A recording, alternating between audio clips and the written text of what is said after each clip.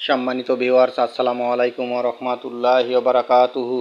আশা করি সবাই আল্লাহর অশেষ রহমতে ভালো আছেন, সুস্থ আছেন। এই চ্যানেলে আরেকটি নতুন গুরুত্বপূর্ণ ভিডিওতে আপনাদের সবাইকে স্বাগতম। আজকে আলোচনা করব সরকারি কর্মকর্তাদের জন্য 20% পর্যন্ত মহার্ঘ ভাতা পাবেন 1 জুলাই থেকে। বিস্তারিত থাকছে ভিডিওতে। এই ভিডিওটি দেখার আগে যারা এই চ্যানেলে একদম নতুন তারা অবশ্যই চ্যানেলটি সাবস্ক্রাইব করে পাশে থাকা বেল আইকনটি প্রেস করে দিন। আর যারা ইতিমধ্যে সাবস্ক্রাইব করেছেন তাদেরকে জানাই অসংখ্য ধন্যবাদ। সরকারি কর্মকর্তাদের জন্য 20% পর্যন্ত মহার্ঘ ভাতা পাবেন 1 জুলাই থেকে। আগামী বাজেটে প্রথম থেকে নবম গ্রেডের সরকারি কর্মকর্তা কর্মচারীদের জন্য 15% এবং দশম থেকে 20তম গ্রেডভুক্ত কর্মকর্তা কর্মচারীদের জন্য 20% মহার্ঘ ভাতার ঘোষণা আসছে। আগামী 1 জুলাই থেকে সরকারি চাকরিজীবীরা এই সুবিধা পাবেন। ওই তারিখ থেকে নতুন হারে ভাতা পাবেন সরকারি চাকরিজীবীরা।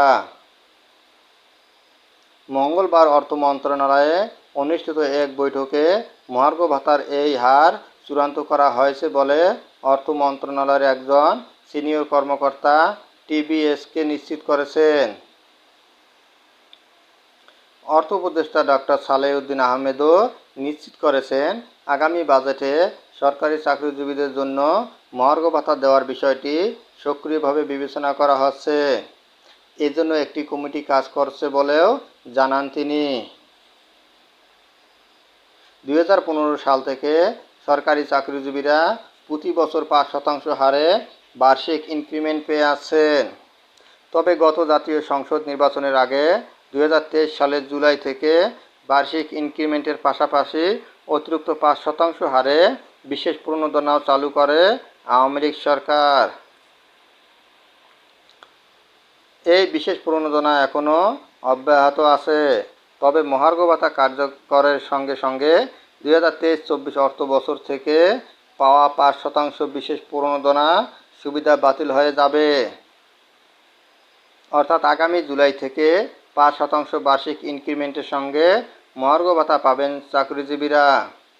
এতে সরকারের প্রায় 7,000 কোটি টাকা বাড়তি ব্যয় হবে বলে জানান মন্ত্রণালয়ের একজন কর্মকর্তা। হাসিনা সরকারের পতনের পর সরকারি কর্মচারীদের উপর ক্রমবর্ধমান মূল্যস্ফীতির চাপ কমাতে গত ডিসেম্বরের একটি কমিটি গঠিত হয়। সেখানে দশম থেকে 20তম গ্রেডের কর্মীদের জন্য 20% এবং প্রথম থেকে নবম গ্রেডের কর্মীদের জন্য 10 থেকে 15% মহার্ঘ ভাতা দেওয়ার প্রস্তাব আসে। এ কমিটি একাধিকবার বৈঠক করে।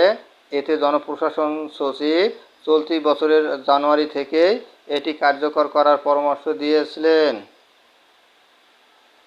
তবে অর্থনৈতিক সীমাবদ্ধতার কারণে ভাতা দেওয়ার পরিকল্পনায় আপত্তি তোলেন সরকারের একাধিক উপদেষ্টার ঘনিষ্ঠ কিছু অর্থনীতিবিদ।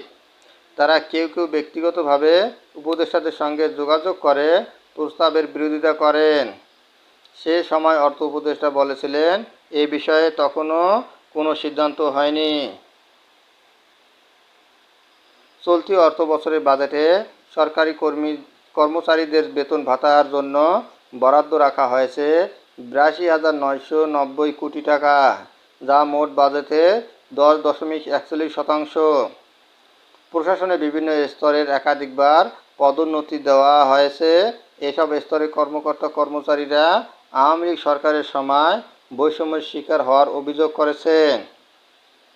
আবার আগের সরকারের আমলে অবসরপ্রাপ্ত ও পদোন্নতি বঞ্চিত 764 জন কর্মকর্তাকে ক্ষতিপূরণ হিসেবে দেওয়া হয়েছে 75 কোটি টাকা। মন্ত্রণালয়ের কর্মকর্তারা জানান, সাধারণত প্রতি বছর বেতন ভাতা খাতে বাজেট বরাদ্দ 6 থেকে 8% বাড়ে। সেই হিসেবে 2025-26 অর্থ বছরের জন্য এই বরাদ্দ প্রায় 89,500 কোটি টাকা পৌঁছাতে পারে। তবে মহার্ঘ ভাতা যুক্ত হলে ব্যয় বেড়ে 96,000 কোটি টাকার কাছাকাছি যেতে পারে। ধন্যবাদ জানিয়ে বিদায় নেওয়ার আগে আবারও অনুরোধ জানাই, যদি ভিডিওটি ভালো লাগে এবং সর্বশেষ শিক্ষামূলক আপডেট ভিডিও পেতে চান তাহলে অবশ্যই চ্যানেলটি সাবস্ক্রাইব করুন। ধন্যবাদ সবাইকে।